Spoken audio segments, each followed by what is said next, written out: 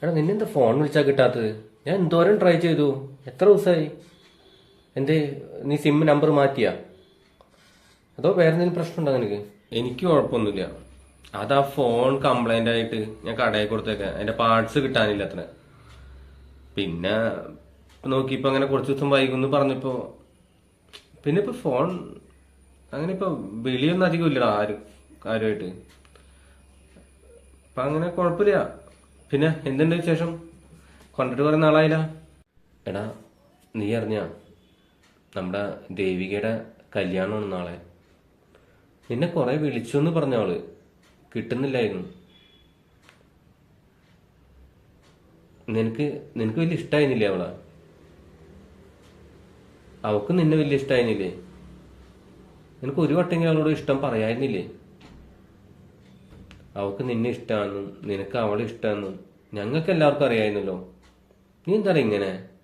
നിനക്കൊരു വട്ടെങ്കിലും തുറന്ന് പറഞ്ഞുകൂടെ അവളോട്? എങ്കിൽ ഇന്നിപ്പോൾ അവൾ നിന്റെ കൂടെ ഉണ്ടായിരുന്നില്ലേ? ഞാൻ എന്താണ് ഇങ്ങനെ? എനിക്കിതിനെ മനസ്സിലാവുന്നില്ല. ഓ, എനിക്കിപ്പോൾ അങ്ങനെ പ്രത്യേകിച്ച് ഇഷ്ടങ്ങളൊന്നുമില്ലടാ. ദേവികന് എനിക്ക് ഇഷ്ടമാണെന്ന് ചോദിച്ചു കഴിഞ്ഞാൽ ആയിരുന്നു ഒരു കാലത്ത്.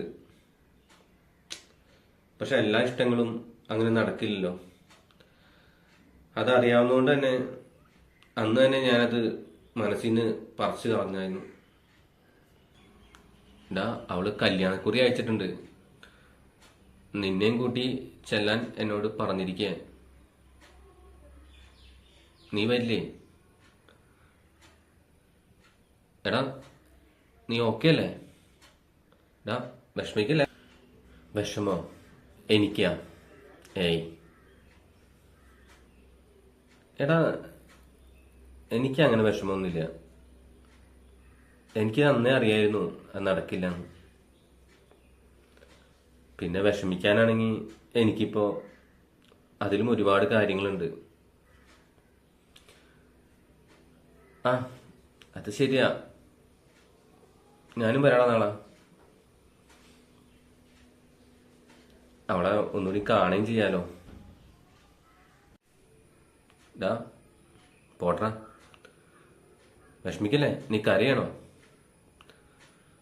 നമുക്ക് നാളെ പോവാം. അവളെ ഒരിക്കൽ കൂടി കാണാം. നീ നോക്കിയടാ, കരയണോ നീ? ഞാനാ കരയണ? എനിക്ക് 10 വയസ്സുള്ളപ്പോഴാ അപ്പം മരിച്ചത്.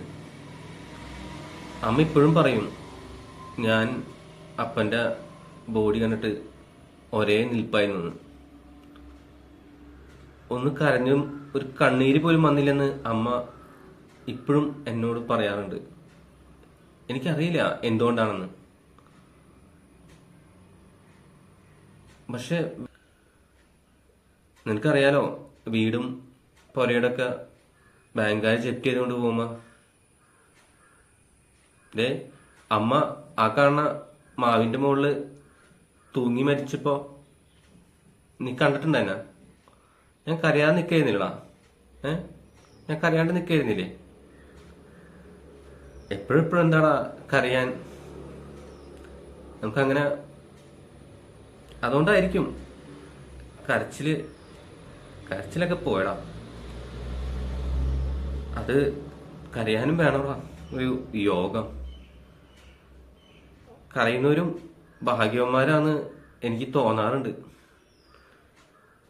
കരയാൻ പോലും ഭാഗ്യമില്ലാത്തവനായിരിക്കും ചിലപ്പോ, അല്ലേ? അതുകൊണ്ടായിരിക്കും. എനിക്ക് എനിക്കൊന്ന് കരയെങ്കിലും വേണടാ, ഒരിക്കലെങ്കിലും. എനിക്ക് വേറെ ഒന്നും വേണ്ട. എല്ലാം ഓർത്തിട്ട് ഒന്ന് കരയെങ്കിലും. നീ നീ ചെല്ല്. എനിക്ക് കുറച്ചു നേരം ഒന്ന് ഒറ്റയ്ക്ക് ഇരിക്കണം. നാളെ വരാടാ. ഇപ്പൊ നീ ചെല്ല്. എനിക്ക്